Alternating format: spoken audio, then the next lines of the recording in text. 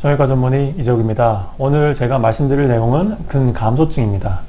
나이가 들수록 근력 강화 운동이 아주 중요한데요. 오늘 그 이유에 대해서 설명을 드리도록 하겠습니다. 척추와 관절 주변 근육이 중요한 이유는 척추와 관절 주변에 있는 근육은 척추 관절을 흔들리지 않게 잡아주는 역할을 하면서 보호해주는 기능이 있습니다. 척추 관절이 흔들리지 않게 잡아주는 역할, 전문용어로는 안정화라고 하고 영어로는 스테빌리티라고 합니다. 만약에 근육이 약해지게 되면은 척추 관절이 많이 흔들리게 됩니다. 전문용어로는 불안정성이 있다고 하고요. 우리가 unstable하다고 합니다. 근육이 약해져서 척추 관절이 불안정성, 흔들리게 되면은 관절과 척추에 손상이 유발하게 되고 어깨라든지 무릎에 관절통이 생길 수 있게 되고 허리 통증이 생기게 됩니다. 제 유튜브 채널 이름이 요지부동 TV인데요. 제가 처음에 유튜브를 시작할 때 어떤 이름으로 할까 고민하고 있을 때 제 와이프가 생각해 준 이름입니다.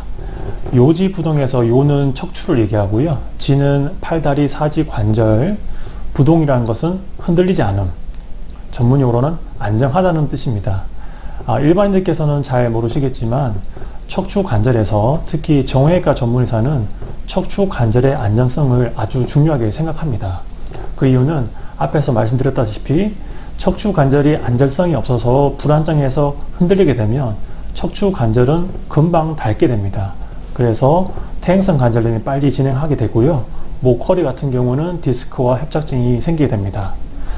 그래서 이 주변에 근육을 강화하는 운동은 아주 중요하고 근육을 강화해서 근육이 커지게 되면은 척추 관절이 안정해지기 때문에 흔들리지 않기 때문에 척추 관절을 보호할 수 있는 겁니다. 2014년에 발표된 논문입니다.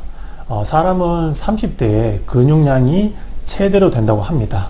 그렇기 때문에 나이가 많은 경우에도 근력 운동 해야 되지만은 젊은 사람인 경우도 젊었을 때 근력 운동을 많이 해야 됩니다. 쉽게 말하면 젊었을 때 저축을 많이 해야 되는 것처럼 젊었을 때 근육을 많이 만들어 놓아야지 나중에 노년에 건강하게 100세까지 살 수 있는 겁니다. 하지만 40대 이후로는 근육량이 매년 1에서 2% 정도 감소하게 되고 60대가 되면은 30대의 근육량의 30% 정도까지 감소하게 됩니다. 그리고 60세가 되면은 이 근육이 감소하는 속도가 더 급격하게 증가해서 80대에는 근육량이 30대의 50%밖에 없다고 합니다. 여러분들께서는 소고기 마블링이라고 들어보셨을 텐데요. 마블링이라는 것은 살코기 속에, 근육의 살코기 속에서 지방이 있는 비율을 얘기하는 겁니다. 여러분들께 근감소증을 쉽게 설명하기 위해서 제가 사진을 가지고 왔는데요. 소고기를 단면으로 자르면 그림처럼 보입니다. 여기서 빨갛게 보이는 부분이 살코기 부분이고요. 이 살코기 부분이 근육입니다. 이 살코기 부분 속에 하얀색으로 보이는 것이 지방인 부분이고요. 이것을 우리가 흔히 마블링이라고 합니다. 우리가 나이가 들게 되면 이 전체 근육, 살코기가 있는 근육 부분이 점점 작아지게 되고 그 다음에 근육세포가 지방세포로 바뀌면서 이 하얀색 부분, 마블링인 부분이 점점 더 커지게 됩니다. 그래서 결론적으로 근육도 작아지게 되고 근육 속에 지방이 점점 많아지기 때문에 근육의 힘이 떨어지게 됩니다. 사진처럼 젊었을 때는 이 빨간색의 살코기 부분, 근육인 부분인데요. 이 살코기인 부분이 아주 많습니다. 하지만 나이가 들면서 노화가 진행하면서 이 전체 근육의 크기가 점점 작아지고 근육 속 내에, 살코기 속 내에 지방이 점점 끼게 되면서 오른쪽 그림처럼 빨간색 부분이 점점 작아지고 상대적으로 하얗게 보이는 지방의 분포가 더 많이 늘어나게 됩니다. 지금까지 내용을 좀 정리해서 말씀드리면 근력 운동이 꼭 필요한 이유는 노화가 되면서 척추와 관절 주변의 근육이 점점 감소하게 되면은 척추와 관절이 흔들리게 됩니다. 전문용어로는 척추 관절이 불안정성이 있다고 하는데요. 이렇게 불안정성이 있게 되면은 척추 관절을 우리가 일생생활 하면서 흔들리면서 빨리 손상을 받게 되고 이게 손상이 반복적으로 진행하면 노화가 빨리 진행하게 됩니다. 그래서 결국 퇴행성 관절염이 생기게 되고 관절통이라든지 협착증, 디스크의 병이 생기게 되는 겁니다. 나이가 들면서 근육이 감소하는 이유는 우리 몸속에 있는 근육에서는 끊임없이 근육이 만들어지고 근육이 분해되는 과정이 일어나고 있습니다. 하지만 나이가 들면서 근육을 만들어내는 이 기능이 떨어지기 때문에 근육이 분해되는 속도가 더 큽니다. 그렇기 때문에 나이가 들면서 근육이 점점 감소하게 되는 겁니다. 나이가 들면서 노화의 과정으로 근육이 빠지는 것은 자연스러운 현상인데요. 어느 수준 이상으로 근육이 많이 빠지게 되면은 더 이상 노화의 과정이라고 보진 않고 질병으로 봅니다. 그래서 근감소증이라고 그런 하는 새로운 질병의 정의가 생긴 겁니다. 나이가 들면서 근육이 빠지고 근감소증이 생기는 원인은 다양합니다. 단백질 섭취가 부족하고 그 다음에 나이가 들면서 활동이 적어지기 때문에 운동도 적어지게 됩니다.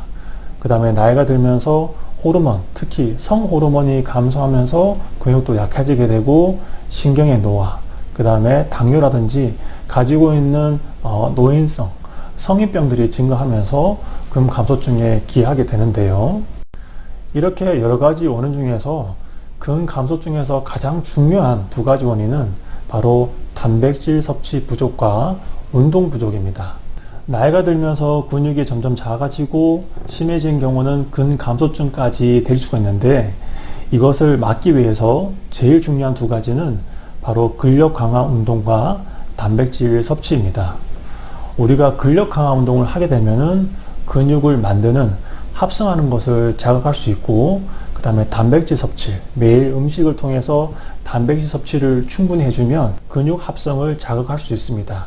이 두 가지를 동시에 충분히 해준다면 근육 합성이 자극이 되기 때문에 근육이 빠지는 것을 막을 수가 있습니다. 그림처럼 근력 강화 운동과 단백질 섭취를 충분히 해주면 그림처럼 근육이 커지면서 근육이 소실되는 것을 막을 수 있고 그 다음에 척추 관절을 보호해서 척추 관절이 노화돼서 통증이 생기는 것도 막을 수 있습니다. 많은 분들께서 건강을 위해서 걷기 운동을 많이 하실 텐데요. 저도 환자분들께 걷기 운동을 하시라고 권유를 드립니다. 하지만 걷기 운동은 하루 30분에서 1시간 정도면 충분하고요.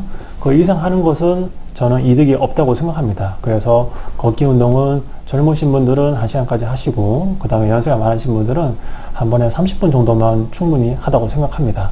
하지만 걷기 운동은 근력 강화 운동이 아니고요. 유산소 운동에 가깝습니다.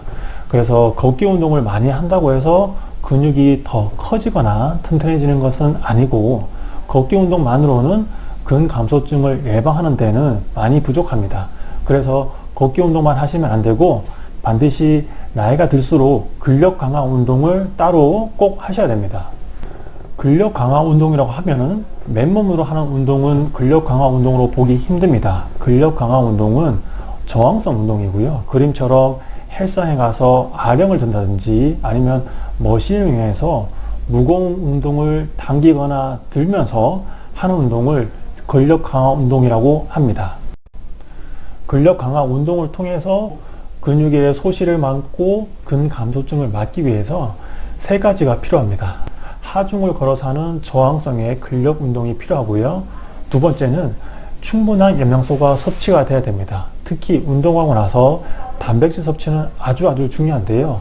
단백질 섭취가 제대로 안 되는 경우 근육이 커지지 않습니다. 오히려 근 손실이 생길 수 있기 때문에 운동하고 나서는 반드시 단백질 섭취를 꼭 하셔야 되고 그 다음 또 중요한 것은 운동을 하고 나서 충분한 휴식을 취하셔야 됩니다. 그래서 내가 근육을 키우겠다고 매일 같은 부분을 운동하면은 근육이 커질 수가 없습니다. 그래서 매일 같은 부위로 운동하는 것이 아니라 예를 들어서 어떤 한 부위를 했다. 내가 오늘 하체 부분에 근력 강화 운동을 했으면 한 3일 정도는 휴식을 취해야지 다리 근육이 커지게 됩니다. 그래서 근력 강화 운동을 잘 하기 위해서 헬스장을 가서 운동하시는 것을 추천해 드리고 그 다음에 헬스장 가서 이런 머신이 있습니다. 기구를 통해서 하는 운동을 머신으로 운동한다고 하는데요. 이를 머신을 통해서 운동하게 되면 장점이 무엇이냐면 정확한 자세로 하는데 도움이 되고 또 중요한 것은 운동을 할 때 다치지 않을 수 있습니다. 운동하면서 다치지 않는 것이 가장 중요하기 때문에 헬스장 가시면은 이런 식으로 이 그림에 있는 머신을 이용해서 운동하시는 것을 권유해 드립니다. 그리고 헬스장 가시면 처음에는 트레이너한테 운동하는 것을 배우시는 게 좋습니다. 혼자 하다 보면은 잘못된 자세로 하게 되고 잘못된 자세로 운동을 하다 보면은 다치는 경우가 아주 많습니다.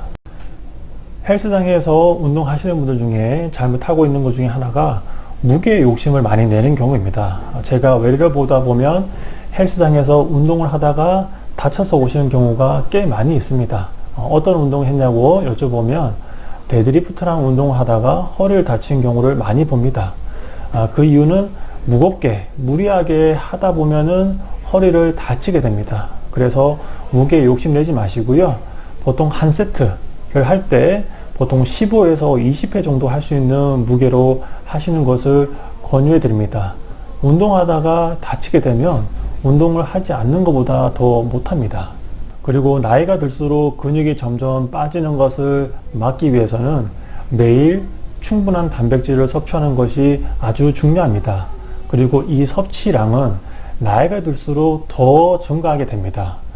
근육 소실을 막기 위해서 적정량의 단백질 섭취를 매일매일 하셔야 되고요. 만약에 운동을 한 경우라면은 조금 더 많이 단백질을 섭취하셔야 됩니다. 매일 적정 단백질 섭취량에 대해서는 논문마다 차이가 조금 있습니다. 일반적으로 하루 체중당 1에서 1.5g의 단백질 섭취를 권장하고 있고요. 예를 들어서 내 체중이 60kg이다. 그러면은 하루에 60g의 단백질 섭취를 하셔야지 근육이 점점 빠지는 것을 막을 수 있습니다. 그리고 식사를 하실 때 충분하게 단백질을 섭취하는 것뿐만 아니라 충분하게 열량, 칼로리를 섭취를 해야 됩니다. 많은 분들께서 장수하기 위해서 소식하고 채소 먹는 것이 중요하다고 생각해서 적게 먹고 야채라든지 채소만 먹게 되면은 열량이 부족한 경우가 많습니다. 이렇게 저열량 식사를 하게 되면 근육 속에 있는 단백질을 에너지로 쓰기 때문에 근육 소실이 더 유발될 수 있습니다. 그렇기 때문에 너무 적게 먹는 것이 아니라 충분한 열량의 식사를 하셔야 됩니다. 근감소증을 예방하기 위해서 비타민 D도 아주 중요한데요. 비타민 D는 근육 합성에 중요한 영양분입니다. 하지만 현대인들 대부분 90%에서는 비타민 D가 부족한 상태인데요. 그 이유는 비타민 D라는 것은 우리가 야외에서 자외선을 맞을 때 만들어지는 영양제입니다. 하지만 현대인들은 대부분 실내에서 생활하고 그 다음에 야외에 나오는 경우도 자외선 차단 크림을 바르기 때문에 비타민 D가 대부분 부족합니다. 그래서 비타민 D 보충제를 복용하시는 걸 추천해 드리고 저도 비타민 D는 매일 챙겨서 먹고 있습니다. 오늘은 제가 나이가 들면서 근육이 감소하고 그 다음에 근감소증이 생기는 원리에 대해서 설명드렸고 나이가 들면서 척추 관절을 보호하기 위해서 근육이 빠지는 것을 막는 것이 중요한데요.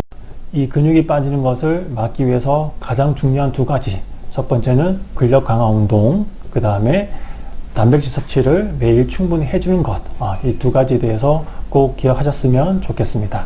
오늘 영상도 시청해 주셔서 감사드립니다.